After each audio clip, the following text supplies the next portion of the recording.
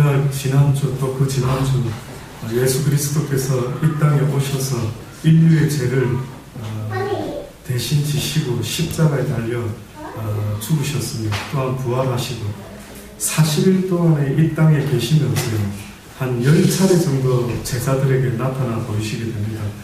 오늘 이 본문의 말씀에도 그렇게 표현을 하고 있습니다. 특별히 이 사도행전은 누가라고 하는 제자가 썼다라고 대부분의 학자들이 인정을 하고 있습니다. 그래서 데오빌로여 아마 그 당시 때의 어떠한 높은 직위에 있는 어떤 분에게 누가가 편지 형태로 아마 글을 썼던 것 같습니다.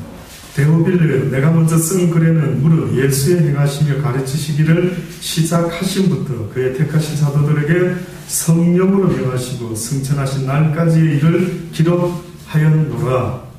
해 받으신 후에 또한 저희에게 확실한 많은 증거로 친히 다시 부활하시고 사심을 나타내사 40일 동안 저희에게 보이시며 하나님 나라의 일을 말씀하셨다라고 말하고 있습니다.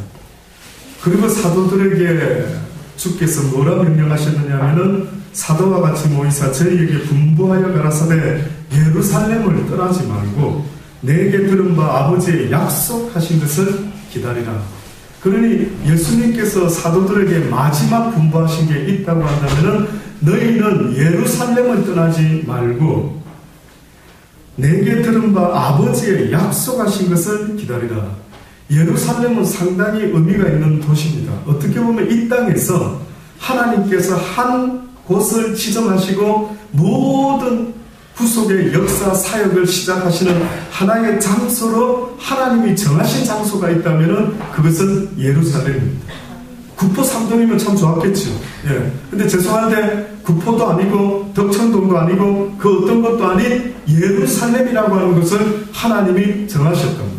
우리가 아는 모리아산, 아브라함이 그의 아들 이삭을 하나님 앞에 순종함으로 바치려고 했던 그 하나님이 정한 산, 그것이 바로 예루살렘에 있는 산입니다. 그리고 우리가 잘 아는 다윗이 하나님의 성전을 짓고 싶어서 그렇게 애를 썼는데 하나님이 다윗에게는 허락하지 아니하고 솔로몬에게 하나님의 성전을 짓도록 허락했는데 그 장소가 어딘지 아십니까? 예루살렘입니다. 상당히 의미가 있죠. 지금도 백투더 제루살렘 이렇게 이야기를 하면서 많은 지금 유대인들이 그의 나라로 모이기를 애를 쓰고 많은 기독교인들이 유대인들이 지금 예루살렘으로 돌아갈 수 있도록 돕고 있는 이상한 일들이 이 땅에 지금 일어나고 있습니다. 뜻밖에도 중국이라는 나라가 그 일에 중국의 기독교인들이 앞장을 서고 있답니다. 때가 되면 모이라. 무화과 나무의 이파리가 무성한 것을 보면은 너희가 여름이 가까운 것을 아는 것처럼 예루살렘 내가 택한 도시에 나의 백성들이 모여드는 것을 보거든 그때가 나의 때가 내가 너희들을 위하여 이 땅에 다시 오는 그때가 가까운 것을 기억하라 라고 하셨던 적이 있죠. 그래서 예수님이 제자들을 사도들에게 뭐라 명령했느냐 하면 이 예루살렘을 떠나지 말고 아버지께서 약속하신 것을 기다리라. 요한은 물로 세례를 너희들에게 베풀었으나 너희는 몇 날이 못 되어서 성령으로 세례를 받으리라. 성령으로 세례를 받게 될 것이라고 지금 말씀하고 있는 것입니다. 세례라고 할 때에 세례 요한이 사람들에게 베푸는 세례는 물로 세례를 주므로 그들이 이제는 공식적으로 하나님의 백성임을 인정하고 이제는 내가 쉽게 말하면 이 땅의 김씨 집안의 이씨 집안의 한씨 집안의 아들이었다라고 내 호적이 거기 써여 있다라고 한다면 이제는 내가 세례를 받는다라고 하는 것은 이제는 나의 이름이 이 땅에 있지 아니하고 하나님의 나라의 호적을 옮기는 것과 같은 의미가 있는 것입니다. 그래서 성경은 뭐라고까지 표현을 했느냐면 세례라고 하는 것은 나의 죽었던 양심이 다시 살아나서 하나님을 찾아가는 이 삶의 모습, 이것이 바로 세례받은 자의 모습이다라고 성경이 말하고 있습니다. 그런데 뜻밖에도 지금 누가는 이 사도행전을 통해서 뭐라고 이야기하느냐면 바로 그 세례 요한은 너희들에게 그런 의미의 세례를 주었지만 그러나 예수 그리스도가 승천하시고 나면은 몇 날이 되지 못하여 성령으로 너희가 세례를 받게 될 것이다 라고 말합니다. 또 다른 성경에는 뭐라고 이야기하느냐면 너희가 성령과 불로서 세례를 받게 될 것이다. 다시 말해서 성령 세례라고 하는 의미는요, 물 세례의 의미와 조금은 다른데, 물 세례라고 하는 것은 겉으로 보여지는 삶의 모습을 이제는 좀 더 바꾸고, 이제는 좀 더 나쁜 거 찾아다니지 않고, 이제는 좀 더 거룩한 경건의 모습을 유지하려고 애를 쓰고, 옷매무시도 단정하게, 말도 좀 이쁘게, 모든 것들을 이렇게 갖추려고 애를 쓰는 그런 의미가 있다면요, 성령의 세례라고 하는 것은 눈에 보여지지 않는 내 속에 있는 나의 모든 악한 습관과 행실과 나쁜 생각들, 모든 것들을 다 불태워 없앤다라고 하는 의미가 그 속에 있는 겁니다.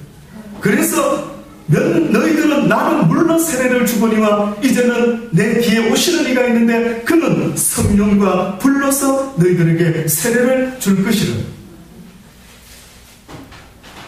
결국 성령 세례라고 하는 것은 내 속에 있는 모든 옛 구습과 나쁜 습관과 습관적으로 나쁜 생각을 하는 모든 나의 좋지 못한 모습들을 태우겠다라고.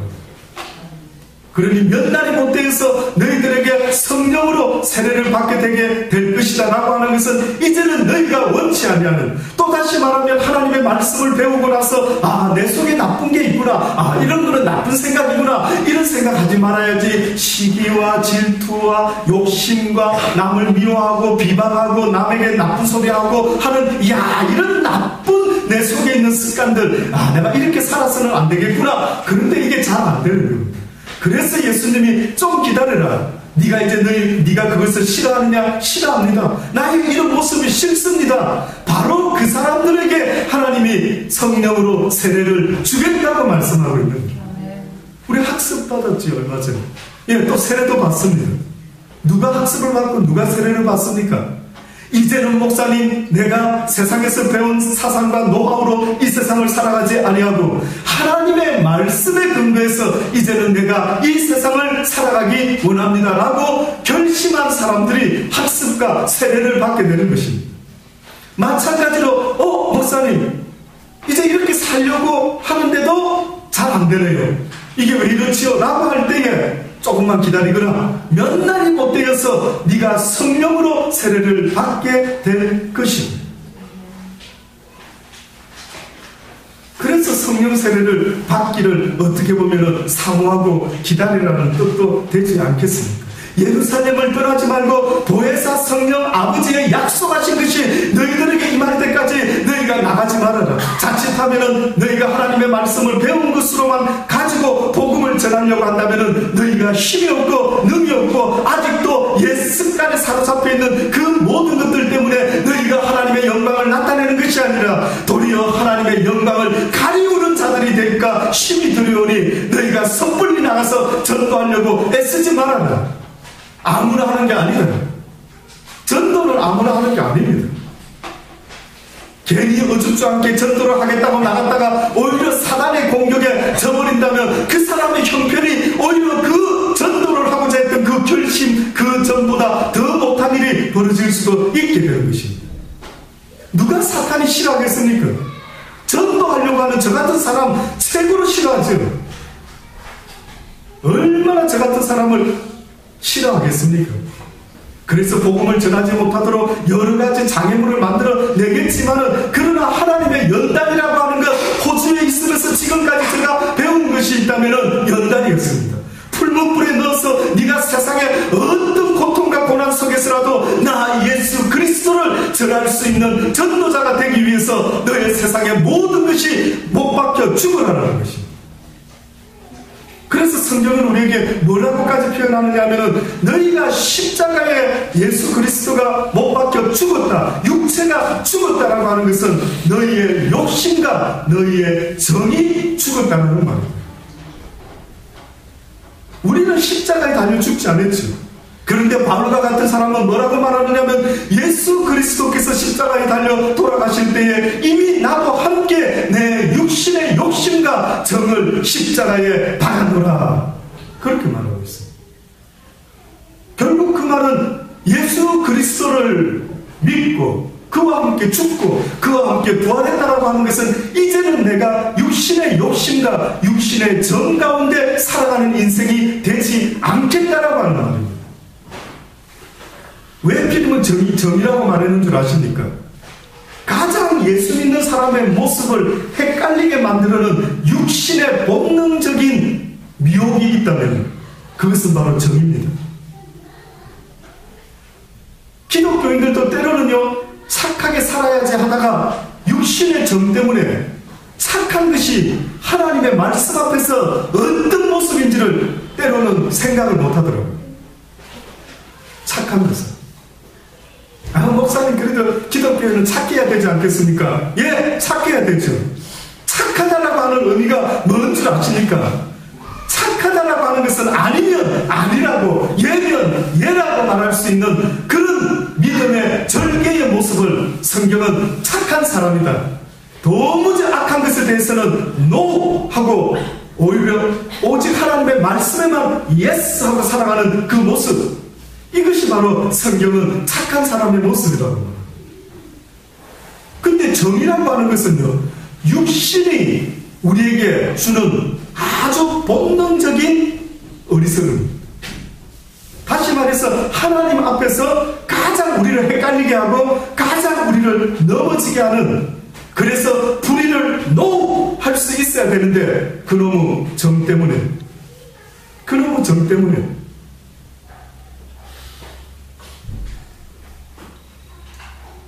그래서 정 때문에 힘들어하는 크리스찬들 많이 봤습니다. 특히 교회 안에서 동관계 해가지고, 예, 호주도 그렇고 여기 한국도 그렇고 한번 주변에 들어보십시오. 정 때문에, 정 때문에. 목사가 하나님이 아닌 것입니다. 여러분이 부지런히 저가 아는 하나님을 여러분도 빨리 알지 못하면 어느 날 저가 만약에 여러분한테 사기를 치면 여러분 저 말이면 무조건 믿으실랍니까? 하나님과 나와의 관계는 1대1 관계가 되어야 되는 것입니다. 목사를 통해서 하나님을 믿는 게 아닌 것입니다. 목사라는 사람은 여러분을 갖다가 예수 그리스도의 정결한 신부의 모습으로 여러분을 이끌어가는 돕는 자인 것뿐인 것이지, 목사가 하나님을 대신할 수도 없고 예수 그리스도를 대신할 수 있는 대상이 아닌 것입니다. 목사를 섬겨서도 안 되는 것입니다. 그저 그리스도의 사랑으로 목사를 긍휼히 보며 목사를 그저 단지 사랑의 대상으로 보면 그뿐인 것입니다. 믿어야 될 대상은 그 어느 인생도 아닌 오직 예수 그리스도, 그분 외에는 우리가 믿을 대상은 없는 것입니다. 사람은 믿을 대상이 아닌 것이야. 그런데 그 정 때문에 그래도 목사님입니다, 그래도 장로님입니다, 그래도 집사님입니다, 오히려 그 정이 우리를 망치고 있는 거예요. 그래서 성경이 뭐라고 말씀합니까? 네 원수가 내 집안 안에 있다. 다시 말해서 가장 사랑은 아니더라도 가장 끈끈한 정으로 뭉쳐진 어떤 단체가 있다면 그건 가족이죠. 가족. 사랑까지는 아니더라도 가장 끈끈하게 그래도 내 동생인데, 그래도 내 형인데, 그래도 내 누나인데, 내 언니인데, 내 동생인데, 내 아빠인데, 내 엄마인데, 아무리 내 부모가 분명히 잘못된 것을 알면서도 은근히 그냥 넘어가려고 하는 그런 정 때문에 이 시대에 우리의 삶이 망하고 있다라고 하나님은 말씀하고 있는 것입니다. 비록 내 육신의 부모, 형제, 가족이라 할지라도 아닌 것은 아니라고 말할 수가 있어야 되는 것입니다. 우리 기독교인의 모습에서 그것이 나타나지 못하면 이 세상에 하나님을 알지 못하는 사람들이 무엇이 옳고 무엇이 그른지, 무엇이 빛인지, 무엇이 어두움인지, 어떻게 인생을 살아가야 되는 것인지 그들이 알지 못한다면 저와 여러분의 책임이 있는 것입니다. 예수를 믿는다는 것은 거룩한 사명이 부여되는 것입니다. 어느 날 내가 예수 그리스도를 믿고 성령을 기다린다라고 하는 그 모습은 이제는 내가 이 땅에 주의 말씀과 진리와 그 빛의 영광을 나타내며 살아가는 하나님의 사람이 되겠습니다 라고 결심하는 위대한 사도의 길, 거룩한 백성의 길, 구별된 하나님의 빛의 자녀의 모습, 이것으로 걸어가려고 하는 이 거룩한 시작인 것입니다. 그런데 참 안타까운 것은 이런 하나님의 말씀을 목숨 걸고 지키며 사수하려고 하는 사람이 누가 있는가? 과연 누가 이 시대에 하나님의 말씀을 듣고 순종함으로 어찌하면 이 말씀대로 내가 살아갈 수가 있을까를 몸부림치며 애를 쓰는 사람이 과연 얼마나 되는가? 돈을 벌지 못하고 뭐 원하는 대로 되지 않을 때에는 화를 내고 속상해하면서도 너무 신기한 것은 하나님의 진리의 말씀, 사람다운 모습, 사람이 마땅히 행하며 살아야 될 그 마땅한 덕목을 성경이 우리에게 가르치고 있는데 그 말씀을 지켜 행하려고 하는 일에 있어서는 너무나 자비롭고 너무나 너그러운 모습을 볼 때가 얼마나 많이 있는지 모릅니다. 하나님께서는 그 사도들에게 이제 너희가 배운 그 진리의 말씀대로 너희가 살아가기를 원하겠지만 너희의 힘으로는 되지 아니한다. 예루살렘을 떠나지 말고 내가 너희들에게 약속한 진리의 보혜사 성령이 너희들에게 임할 때까지 기다려라. 하나님의 능력을 덧입을 때까지 너희가 기다려라. 너희가 이 어두운 세상을 이길 수 있는 것은 여호와를 아는 지식으로만 가지고 되는 것이 아니라 그 말씀으로 인하여 하나님의 성령이 너희를 돕지 못하면 너희는 결단코 이 땅에서 하나님의 뜻을 알았지만 그 뜻을 알고 있는 가운데 죽을 수밖에 없는 불쌍한 자들이 될 것이에요. 오히려 모르고 죽으면 다행인데 하나님이 어떤 분인가는 알지만은 행할 능력이 없으므로 죽어가는 기독교인들이 얼마나 이 땅에 많이 있는 줄 아십니까? 이 대한민국의 교회가 얼마나 많은지요. 이 구포산동에 여러분 교회가 어느 정도 되는 줄 아십니까? 저희 잠깐만 지나가도 뭐 아주 군데군데 교회가 보이더라고요. 그런데 아십니까? 교회는 많아지는데 대한민국 국민들의 가장 기본되는 정직성에 대해서는 뭐 OECD 국가 가운데 아주 상위권에 드는 것 같습니다. 너무 뜻밖이지 않습니까? 오히려 점점 교회는 많지만 비리와 부패는 점점 비례해서 늘어나고 있는 것입니다. 무슨 의미가 있습니까? 교회에 다니는 사람은 많겠지만 하나님의 말씀의 능력 가운데 살아가는 사람들은 힘이 적다고. 그러니 하나님은 지금도 우리에게 요구하는 것은 하나님의 말씀을 아는 자를 요구하는 것이 아니라 하나님의 말씀을 배운 것 하나라도 행동으로 실천하려고 하고 순종하며 그 말씀을 쫓아 살려고 하는 그 사람을 하나님은 지금도 원하는 것입니다. 아무리 사울이 왕이 되었다 할지라도 그에게 하나님이 원했던 간절한 마음은 무엇인 줄 아십니까?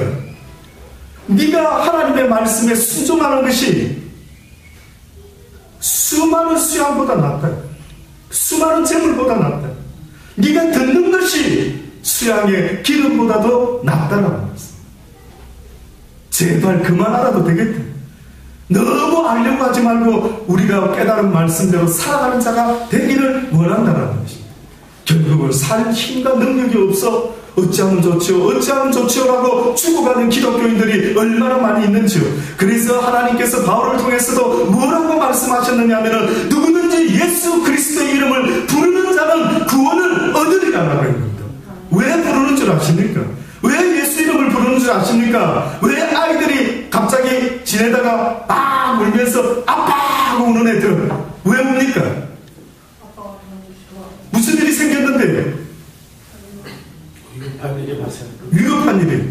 민찬이가 울 때 어떤 생각합니까? 민우와 민스터가 혹시 또 이 동생을 뭐 이런 생각도 하죠. 예, 저도 똑같습니다. 우리 정재가 만약에 앙 할 때 거의 앙 하는 일이 없습니다. 근데 앙 하면 틀림없이 형들이 놀렸든지 뭔가를 뺏어 먹었든지 뭐 둘 중에 하나가 되죠. 그러면 우리 정재는 영락없이 누구를 찾아오는 줄 아십니까? 누굴 찾아가겠습니까? 엄마도 있는데 만약에 아빠를 찾아왔습니다. 왜일까요? 능력이 있으니까요. 힘이. 그렇습니다. 힘과 능력이 엄마보다는 우리 집에서 아빠가 있어 보인다 싶을 때 그 정제 막둥이가 어떤 생각을 하냐면 뜻밖에도 배고플 때는 엄마를 잘 찾다가 위급 상황에 임해가지고 형들의 그 폭력 앞에 어찌할 바 몰라 할 때 뜻밖에도 아빠를 찾아옵니다. 아빠! 왜 그래요? 형들이 뭐 학교에서 가지고 초콜릿을 다 뺏어 먹었어요. 그러면 제가 가서 혼내죠. 이민재 이리 와. 그래 정재야. 몇 대를 때려주면 네가 기쁠 수가 있겠느냐. 그래서 제가 일부러 형을 갖고 묶는 신용을 하고 덤을 배란해가지고 그저 민재 보고 네가 원하는 대로 때려줘. 예. 그리고 조금 전까지 눈물을 팍팍팍 흘리고 올라왔던 그 정재가 형을 한 덩이라도 몇 대 딱 때리면 그 얼굴에 환한 미소를 지으면서 얼마나 행복에 겨워하는 그런 모습을 보이는지 혹시 여러분 보신 적 있습니까? 주변에서. 와, 야, 뜻밖이더라. 그렇습니다. 왜 성경에서 누구든지 주의 이름을 부르는 자는 구원을 얻으리라라고 했느냐면 내 힘으로는 도무지 안 되는구나. 그렇구나. 내가 이렇게 살아봐야지 애를 쓰는데도 왜 자꾸만 혈기가 나고 왜 자꾸만 유혹을 받고 왜 자꾸만 엉뚱 생각을 하고 왜 내가 자꾸만 이러지 라는 그것 때문에 어느 순간에 내 마음대로 안 되네. 내 인생이 나의 것이 아니라 내 생각보다도 내 원함보다도 더 강한 육신의 법이 날마다 나를 사로잡아오는 것을 내가 보는도다라고 몸부림을 치면서 아버지 도와주세요. 이 원치 않는 삶에서 생각해서 나를 벗어나게 할 수 있도록 나를 구원해 주시옵소서라고 부르짖을 수 있는 그 모습, 이것이 바로 성경에서 예수 그리스도를 부르는 자라고 말하고 있어요. 왜 부르는데요? 심심해서 부르십니까? 주여, 뭘 부르는데요? 예? 힘이 들면은 어떤 사람들은 한탄하듯이 만약에 그저 넋두리 하듯이 아유 주여 이러면 무슨 의미입니까? 그거는 우리가 주를 부른다라는 것은 지금 이 어려운 상황에서 나를 도와 주옵소서라고 부르는 아주 간절한 소망이 담겨 있어야 되는 부르짖음이 되어야 되는 것입니다. 몇 날이 못 되어서 너희가 성령의 도움을 이제 받게 될 날이 올 것이다. 그러니 한 가지 분명히 지켜야 될 것은 예루살렘을 떠나지 말라. 이게 약속이다. 다시 말해서 성령이 임할 때까지 기다려라. 또다시 말하면 너희들이 예루살렘에 살고 있지 않은 사람이라 할지라도 이제는 보혜사 성령의 도움 없이는 네가 악한 모든 생각이나 모든 행위를 이길 힘이 없으니 그 보혜사 성령이 나를 주장하실 수 있도록 날마다 간절히 간구하는 자들이 되어라. 성령이 임할 때까지 기다리라. 언제까지 목사님 기도해야 되는데요? 성령이 임할 때까지. 누가 그러면 진짜로 원해서 기도하는 사람이 누굴까요? 진짜로 성령을 원하는 사람은 누굴까요? 누구겠습니까? 성령이 임할 때까지 포기하지 않고 기도하는 사람이 있다고 한다면 그 사람의 모습은 진짜로 하나님의 성령이 아니면 안 된다라고 생각한 그 사람은 끝까지 기도하고 있지 않겠습니까? 거지 나사로가요. 부잣집 앞에서 굶어 죽게 됩니다. 그래서 거지 나사로도 죽어서 아브라함 품에 안기고 거지가 죽었던 그 집 주인도 죽었는데 그 부자는 뜻밖에도 그가 음부에서 고통을 당하게 됩니다. 왜 거지 나사로가 부잣집 앞에서 죽었을까? 왜 부잣집 앞에서 굶어 죽었을까? 왜요? 그에게 있어서는요, 그가 먹고 사는 일이 이 부잣집 아저씨가 나한테 먹을 것을 주지 않는다면 나는 결국은 굶어 죽을 수밖에 없다라는 생각이 있은 것 아니겠습니까? 그러니 그 부자가 먹을 걸 줄 때까지 그 앞에 서서 기다리고 또 기다렸건만은 먹을 것을 주지 아니함으로 말미암아 어떻게 되고 말았습니까? 그 부잣집 앞에서 굶어 죽었더라라고 성경이 간단하게 설명하고 있습니다. 하나님의 성령이 임할 때까지. 응? 태진아, 경림아, 말씀대로 살고 싶은데 잘 되드나 안 되드나? 안 되지, 태진아. 인정해서 다행히 아주 고개를 착착 흔들면서 안 됩니다. 인정을. 그래, 맞다, 태진아. 태진이는 원하는데 뜻대로 안 된다. 그러면 한마디로 말하면 내가 원하지 않는 생각대로 자꾸만 끌려가는 것은 내가 그놈을 이길 힘이 지금 있다 없다? 이길 힘이 없다. 약하다. 그래서 예수님이 너희의 구원자라는 것은 너를 너를 돕는 자요 너의 반석이요 너의 산성이요 너를 도울 힘이시요 너의 만군의 여호와 힘의 능력의 근원이 되시는 주 여호와를 바라보라라고 그렇게 말씀하고 있는 것 아니에요. 그럴 때마다 포기해야 되는 게 아니라 에이 하고 짜증낼 게 아니라 주여 도우소서 내 영혼을 보옵소서 내가 정말로 이렇게 살고 싶지 않습니다라는 그 간절함이 있다면 하나님의 도움을 바라야 되는데 하나님의 도움을 바라지 않는 자들은 내가 결코 그렇게 생각하지 아니하리라. 내 도움을 원하지 않는다라는 것은 너희가 세상에 유혹이 주는 그 달콤함에 그냥 좋아서 살아가는 것으로 내가 간주하겠다. 그래서 너희들은 너희가 원하는 그 죄의 달콤함에 계속해서 살다가 너희가 결국에는 망하게 될 것이야. 오직 성령이 너희에게 임하게 되면 너희가 권능을 받고 예루살렘과 온 유대와 사마리아와 땅끝까지 이르러 내 증인이 되리라고 말씀. 오직 성령이 너희에게 임하면 성령이라고 하는 것이 제자들한테 임할 때 처음 시작된 게 아니었습니다. 성령이라는 것은 제자들에게 처음 시작된 것이 아니라 예수 그리스도께서 이 땅에 태어나실 때부터 성경에서 뭐라고 증가합니까? 마리아가 무엇으로 말미암아 잉태했다고요? 성령으로 말미암아 잉태했다. 예수님이 광야에 나가서 시험을 받을 때 누구에게 이끌려서 나갔다고 그랬습니까? 성령에게 이끌려 나갔대. 성령에게. 세례요한에게 세례를 받았을 때에 물 위로 나왔던 예수님에게 무엇이 나타났다고 했습니까? 성령이 무엇같이 나타났다고요? 비둘기같이 나타나가지고 이는 내 사랑하는 자요 내 기뻐하는 자라고 그렇게 성경이 전했을 때 예수 그리스도도 성령 없이는 어떤 일도 해갈 수가 없었던 분이었던 것입니다. 예수 그리스도의 겟세마네 동산의 기도가 무슨 의미였습니까? 라고 물어보신다면 바로 성령의 도움을 청하는 의미였던 거예요. 주여 도우소서. 성령의 뜻대로 되기를 원합니다. 내 원대로 마시옵고 아버지의 원대로 되게 하여 주옵소서라고 몸부림치며 내 자유의지가 하나님의 뜻을 선택하는 그 기도의 시간, 이것이 바로 예수 그리스도의 겟세마네 동산의 기도의 시간이었다라고 성경이 증거하는 것 아닙니까? 예수님도 성령의 소욕을 하셨기 때문에 성령이 하나님의 선하신 뜻을 쫓으려고 하는 것을 너무나 잘 알고 계셨기 때문에 성령의 뜻대로 살아보려고 얼마나 애를 쓰고 기도하셨는가를 볼 수가 있는 것입니다. 그래서 제자들에게 말합니다. 어떻게 보면 내가 성령을 통하여 하나님의 일을 할 수 있었던 것처럼 이제 너희는, 나는 나를 가르친 자는 아무도 없었지만 내가 육신의 성령이 되어 너희들을 친히 3년 반 동안 가르쳤으니 이제는 나 대신 보혜사 성령이 다시 한번 너희들을 가르치고 생각나게 하고 너희를 지키는 일들이 있을 것이니 보혜사 성령이 너희들에게 임할 때까지 너희가 예루살렘을 떠나지 말고 기다려라. 뭐 하면서 기다려라 했을까요?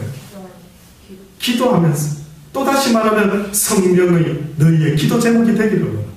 성령을 구하는 것이 너희의 기도 제목이 되기를 원합니다. 아멘. 그래서 우리가 기도할 때, 찬양할 때 성령의 불로 나를 태워 주옵소서. 도무지 내 힘과 능력으로는 할 수가 없음을 고백합니다. 그래서 성경에 그 말씀대로 살아볼 때에 비로소 내 힘으로는 안 됨을 깨달은 사람들이 상하고 애통하는 심령이 돼요. 꺼져가는 촛불이 돼요. 어찌할 바를 몰라하는 그들에게 이제는 내가 죄 가운데 죽게 되었구나. 내가 하나님의 말씀을 깨달음으로 뜻밖에도 내가 죄 가운데 있음을 보게 되고 이제는 그 죄 가운데 죽어가는 불쌍한 인생이 되었으니 누가 나를 구원해 주실 수가 있을까? 누가 나를 구원해 주실 수가 있을까? 이 깨달음 가운데 많은 하나님의 사람들이 교회에 나와서 눈물로 기도를 하는 것입니다. 나를 구원하소서. 나를 구원해 주옵소서. 성령이 임하게 될 때에 그 성령께서 결론적으로 하시게 되는 일들이 있습니다. 성령의 목적이 있습니다. 예수님께서 대표적으로 뭐라고 표현하셨느냐면은 예수께서 자라신 곳 나사렛에 이르사 안식일에 자기 규례대로 회당에 들어가서 성경을 읽으려고 서심해 선지자 이사야의 글을 주님께서 택하여 읽습니다. 그때 주님이 이사야서에 있는 말씀을 읽는데 뭐라고 읽으셨느냐면 주의 성령이 내게 임하셨으니 이는 가난한 자에게 복음을 전하게 하시려고 내게 기름을 부으시고 나를 보내사 포로된 자에게 자유를, 눈먼 자에게 다시 보게 함을 전파하며 눌린 자를 자유케 하고 주의 은혜의 해를 전파하게 하려 하십니다. 나를 보내시는 첫 번째 이유가 포로된 자에게 자유를 주게 하십니다. 성령이 우리에게 임한다라는 것은 우리가 육신의 법 때문에 벗어나지 못하고 오는 그 안타까운 생각들과 안타까운 나쁜 것들에 사로잡혀 있는 습관들, 이것들을 벗어나고 싶어도 벗어나지 못하는, 꼭 어떠한 사람처럼 군인들이 싸움을 해서 한쪽이 져버리고 말아가지고요 포로가 되어서 질질질질 끌려가는 그런 모습처럼 하나님은 우리에게 그렇게 말씀하고 있는 것입니다. 너희의 모습은 꼭 하나님의 말씀을 배워서 이제는 착하게 살아보고 싶은데 그렇게 되지 못하고 날마다 육신의 썩은 것에 반복하며 살아가는 그 모습, 꼭 적군에게 져서 포로가 된 사람의 모습처럼 포로된 자에게 자유를, 눈먼 자에게 다시 보게 함을, 눌린 자에게 자유케 하려고 주님의 은혜의 복음을 내가 너희들에게 전파한다는, 성령 받은 자의 삶의 모습은 이런 것입니다. 성령을 통해서 복음을 전해야 되는 전도자의 모습도 또한 이것 때문에 성령이 임하게 되는 것입니다. 뿐만 아니라 또 한 가지 더 하나님이 말씀하는 공통적인 성령의 열매라고 하는 것이 있습니다. 그것은 바로 육적인 무엇인가를 말씀한 게 아니라 영적인 무엇인가를 말씀하는데, 내가 이르노니 너희는 성령을 쫓아 행하라. 그리하면 육체의 욕심을 이루지 아니하리라. 육체의 소욕은 성령을 거스리고 성령의 소욕은 육체를 거스리라니 이 둘이 서로 대적함으로 너희의 원하는 것을 하지 못하게 하려 합니다. 너희가 만일 성령의 인도하시는 바, 성령을 좋아하고 성령을 쫓아 살게 되는 그 모습이 된다는 것은 곧 너희가 율법 아래 있지 아니하는 것인데, 율법 안에 있지 아니하는 그 모습이라고 하는 것은 한마디로 육체의 현저한 일들을 하지 않는 모습이니, 곧 육체의 현저한 일이라는 것은 음란과 음행과 더러운 것과 호색과 아주 3세트입니다. 첫 번째로 말하는 것은 육체라고 하는 것, 사단이라고 하는 것이 우리 육을 통해서 최후로 우리를 타락시키는 게 뭔지 아십니까? 그게 바로 음행과 더러운 것과 호색이에요. 소돔과 고모라 성이 하나님이 진노할 수밖에 없었던 그들의 마지막 모습이 뭐였을까? 소돔과 고모라 성을 하나님이 불러 심판해서 죄로 만드시려고 했다고 했는데, 도대체 어떤 모습이 그들에게 있었기 때문에 그들의 죄를 더 이상 용서할 수 없다라고 결정하시고 롯을 거기서 롯을 빼내셨던 그들의 모습은 뭐였을까? 맨 마지막에 보면은 멸망받기 전에 롯의 집에 누가 들어갑니까? 천사들이 방문하죠. 천사들이 들어갈 때만 그 소돔과 고모라 성 사람들이 무슨 이야기 합니까? 그 사람을 끄잡아내라. 야, 그 못 보던 낯선 녀석인데, 야, 보니까 잘생겼는데, 잘생겼겠죠, 천사니까. 야, 어디서 그 유한이 들어왔는데 데리고 나와봐. 그렇게 이야기합니다. 그러면서 뭐라고 말합니까? 우리가 그들과 상관하리라. 관계를 맺으리라. 그랬더니만 이 롯은 한술 더 떠가지고 뭐라고 말하는지 아십니까?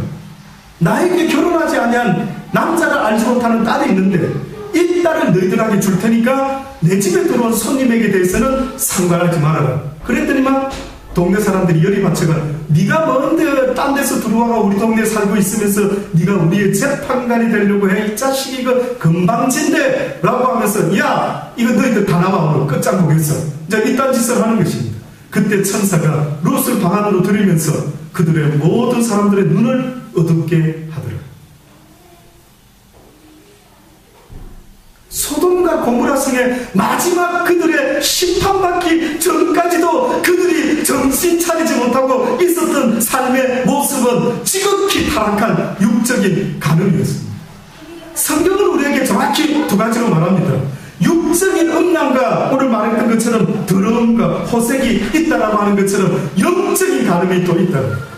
사실은 더 중요한 것은 영적인 간음을 더 중요시하죠. 왜? 하나님 외에 다른 어떤 것을 좋아하는 마음을 가진 자가 있다면 그 대상이 내 애인이 되든지 그 대상이 내 부모가 되든지 그 대상이 물질이 되는 일이 있을지라도 나는 그거를 용서하지 없다. 내가 진노하고 질투의 화신이 되어 내가 가만히 놔두지 않겠다. 그렇죠. 우리 가끔 드라마나 이런 거 볼 때에 뭐 남편이다 아내의 외도를 보면은 아내 된 자들이 어떻게 하는지 봤습니까? 주로 쓰는 18번 이야기. 그놈의 기집애 어떻게 해? 머리털을 무서워라. 그거 무서워라고. 조금 전까지 순둥이 아내였지만은 내 남편을 유혹해서 혹시나 내 남편으로 하여금 죄를 짓게 한 자가 있다면은 내가 그 기집애 머리털을 모조리 뽑아놓든지 어떻게 하든지 해서라도 내가 용서하지 않으려. 와, 무섭죠. 그 분노와 그 질투는 도무지 감당하기가 어려운 것이. 하나님이 우리에게 말씀하시는 게 그겁니다. 너희도 육신적으로도 그것에 얼마나 분노하면서도 나의 자녀된 자들, 나의 신부된 자들이 어찌하여 나 여호와 하나님을 바라보지 않고 날마다 눈을 돌려 다른 것을 바라보고 있으니 내가 용서하지 아니하리라. 투기와 술취함과 방탕과 또 그와 같은 것들이나 전에 너희에게 경계한 것 같이 경계하느니 이런 일을 하는 자들은 하나님의 나라를 유업으로 받지 못할 것이다. 오직 성령의 열매는 사랑과 희락과 화평과 오래 참음과 자비와 양성과 충성과 온유와 절제니 이 같은 것을 금할 법이 없느니라. 성령의 법이라는 것은 다시 말해서 성령을 입은 사람은 이거는 본능적으로 뿐만 아니라 법적으로라도 이렇게 되고 만다. 성령 받았는데요. 어떻게 받았는데요? 어느 날 갑자기 뭐가 느낌이 달라가지고요. 우따따따 하고요. 막 꿈을 꾸고요. 환상을 보고 음성을 듣고 했어요. 라고만 말하는 자가 있다면은 그는 잘못된 것입니다. 성령을 받은 증거는 뭐라고요? 정상적인 성령을 받은 증거가 지금 뭐라고 이야기합니까? 그 속에 무엇이 나타나야 된다고? 열매로 사랑, 희락, 화평, 오래 참음, 자비, 양성, 이 같은 법을 금지할 것이 없다는 말은 사과나무이기 때문에 뭐가 나온다고? 사과가 나온다. 무화과 나무이기 때문에 무화과가 나온다. 포도나무이기 때문에 포도가 나온다는 것입니다. 그러니 성령을 받았다면 이것은 오토매틱으로 아주 상식적으로 나오는 게 있는데 가장 기본이 뭐로부터 시작된다? 사랑이다. 그런데 성령 받은 사람 갖고 은사 받았고 능력 받았는데 그 삶 속에서 사랑은 웃기고 있네. 전혀 사랑의 모습을 못 느끼고 단지 하나 기도하는 모습만 음성 듣는 모습만 있다고 하면 그가 진짜일까요? 가짜일까요? 진짜일까요? 가짜일까요? 세상에는 정치는 사람도 많습니다. 예수 이름으로 정치는 사람, 예수 이름이 아닌 이름으로 정치는 사람 세상에는 많이 있습니다. 저도 여러분에게 저에게 하나님이 원하는 걸 저도 어느 날 그걸 원했습니다. 막 그런 능력이 있으면 교회 부흥되는 것은 시간 문제 아닐까 그런 생각을 했던 때도 있었죠. 그런데 뜻밖에도 하나님이 원하시는 것은 그런 것을 구하는 자가 되지 말고 사랑을 전하는 목사가 되어라. 사랑을 전하는 종이 되어라. 네 한 손에는 주의 말씀을, 네 한 손에는 사랑을 실천하는 자가 되지 않으면 네가 전하는 복음은 능력이 없는 것이다. 능력은 사랑과 함께 나타나야 된다. 능력과 은사는 사랑과 함께 나타나는 것이라고 성경이 우리에게 분명히 말씀하고 있는 것입니다. 성령을 쫓기를 바랍니다. 내 속에 그 하나님의 영이 오늘도 어떻게 나를 주관하고 계시는지를 잠잠히 들어보실 수 있게 되기 바랍니다. 성령은 1대1의 관계입니다. 그 누구도 설명해도 알아듣지도 못하죠. 그래서 존 버nen이라고 하는 철로 역정을 쓴 어느 그 목사님이 감옥에 갇혔을 때에 이런 일이 있었답니다. 너무나 괜찮은 사람인데 참으로 안타깝게 감옥에 갇힌 그의 모습을 보고 그 간수당한 사람이요 어느 날 살짝 옥문을 열어줍니다. 집에 좀 다녀오시죠 존 버nen 선생님. 그때 존 버nen이 너무 고마워서 예 다녀오겠습니다 하고 감옥을 나간 적이 있답니다. 근데 이상하게 심령 속에 돌아가야 되겠는데 이런 마음이 이상하게 어디서 오는지 자꾸 어떤 성령의 간섭함이 있더라고요. 그래서 존 버nen이 감옥문을 나갔다가 안 되겠다 하고 바로 돌아왔어요. 그때 그 간수장이 아니 왜 돌아오십니까? 글쎄 왠지 돌아와야 될 것 같아서. 아 그래요? 그럼 그냥 간수장이 어쩔 수 없구나. 저분을 내가 도와주려고 했더니만 조금 있다가 왕이 감옥을 순시하러 온 것입니다. 왕이. 세상에 사람들이 다 있는가, 특히 종본연이 있는지 보려고 들어왔던 거예요. 보니까 다 있거든요. 그러고 갔습니다. 이때 간수장이 보고 기절초풍을 한 거예요. 세상에 해필이면 오늘 이렇게 그 왕이 올 줄 누가 알았을까? 야 돌아오시지 않았다면은 야 당신도 큰일이 나고 나도 정말 큰일이 났을 것 같은데 어떻게 그렇게 하실 수 있었습니까? 내 속에 성령께서 왠지 나로 돌아가게 한 것 같아.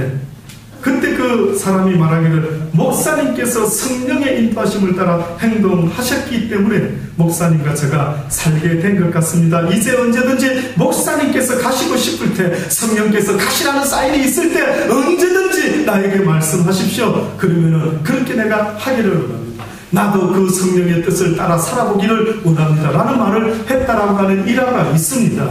이것이 바로 성령의 인도함을 받는 자의 모습인 거지. 날마다 성령께서 간섭하시고 간섭을 받는 그 모습이 바로 하나님께서 함께하는 동행하는 자의 모습이 아니겠습니까? 아무쪼록 저와 여러분 이 세상 살아나갈 때 이제는 예수님께서 약속하신 그 성령이 너희들에게 임할 때까지 너희가 예루살렘을 떠나지 말고 아버지로부터 성령이 선물로 너희들에게 주어지는 그날까지 기다리라고 하셨던 것처럼 그렇게 중요한 성령이 나와 날마다 동행하지 못할 때 아마 여러분은 그리스도를 아는 지식 가운데 점점점 죽어가게 되는 세상에서 가장 불쌍한 자들이 되고 말 것입니다. 기도하십시오.